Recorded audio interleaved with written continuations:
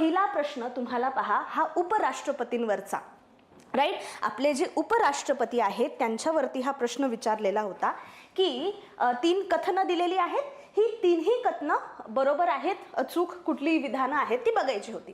तर मग आपण पाहून घेऊया काय होता प्रश्न, कसा तुम्ही सॉल्व्ह करू शकला असतात आणि how our mind map would have helped you.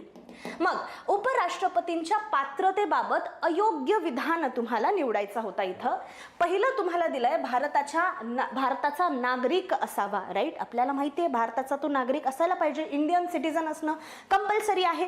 त्यानंतर 45 वर्ष पूर्ण असायला हवी, नाही. इथं काय सांगितलंय 35 वर्ष. पहा माइंड मॅप मध्ये एक आपला उपराष्ट्रपतीचा पेज नंबर 69 वरती पॉलिटीच्या माइंड मॅप मध्ये पहा उपराष्ट्रपतींचं सेपरेट टॉपिक आहे ज्यामध्ये तुम्हाला इथं दिलंय.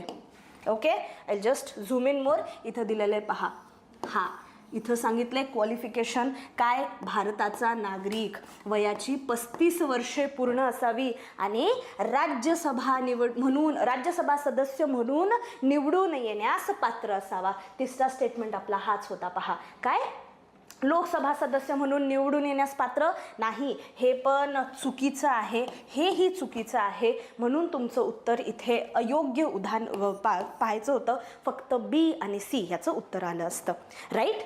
पहा एक पॉइंट तुम्हाला ह्यांच्याबद्दल उपराष्ट्रपतींबद्दल विचारलंय.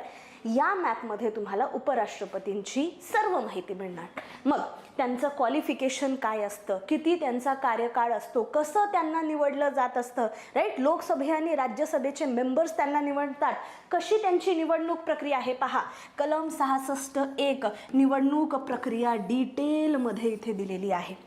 त्यांची पात्रता कलम 66(3) डिटेलमध्ये इथे दिलेली आहे. या एका पेजमध्ये आपण म्हणतो ना की कधीही रिव्हिजन करताना 1 पेजर नोट्समधनं रिव्हिजन करायचं, हे 1 पेज आहे. एका पेजमध्ये उपराष्ट्रपती सर्व क्लिअर झालंय.